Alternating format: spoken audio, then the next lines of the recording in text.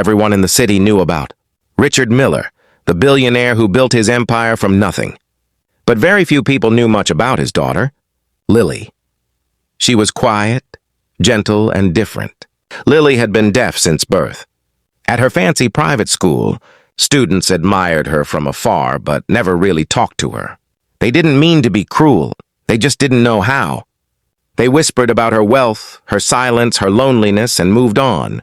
Even her teachers often treated her like a fragile glass figure, smiling politely but keeping their distance. Every day, Lily sat alone at lunch, reading lips when she could, pretending she didn't notice how the world seemed to pass her by. One day, as she walked through the school hallway, her sketchbook slipped from her hands and scattered across the floor. Dozens of colorful drawings fluttered around her, sketches of flowers, animals, and faces. No one stopped to help.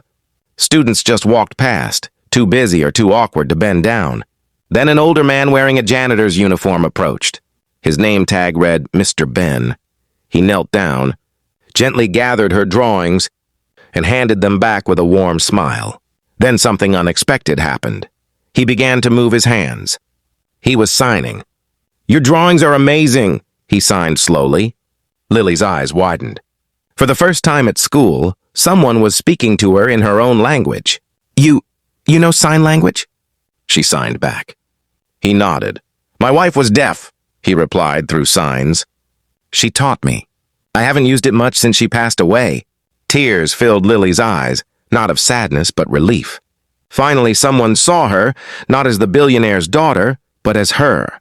Every afternoon, she found excuses to pass through the hallway where Mr. Ben worked. They'd chat about art, life, and dreams, all in sign language. Lily started smiling more. She even began teaching a few classmates basic signs, and slowly, the other students started learning too. One day, her father came to school for a meeting.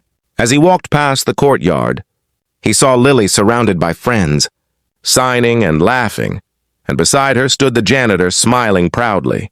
Later that night, Richard asked his daughter who the man was. Lily's eyes sparkled as she signed, "He's the first person who ever talked to me." That evening, Richard Miller opened his laptop and searched.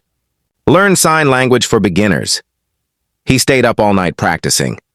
The next morning, when Lily came down for breakfast, her father looked at her nervous but determined. Slowly, his hands formed the words, "Good morning, my daughter." "I love you."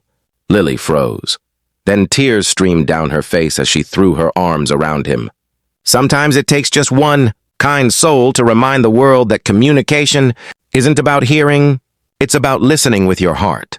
And if you enjoyed this story, please subscribe for more heartwarming tales like this.